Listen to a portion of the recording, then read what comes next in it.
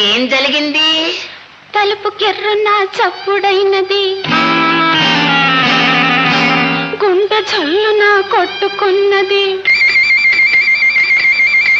తలుపు కెర్రున చప్పుడైనది, గుండె చల్లున కొట్టుకున్నది. మెల్ల మెల్లగా కళ్ళు తెరచినే వచ్చినదెవరో చూశాను, వచ్చినదెవరో చూశాను. ఎవలాలు?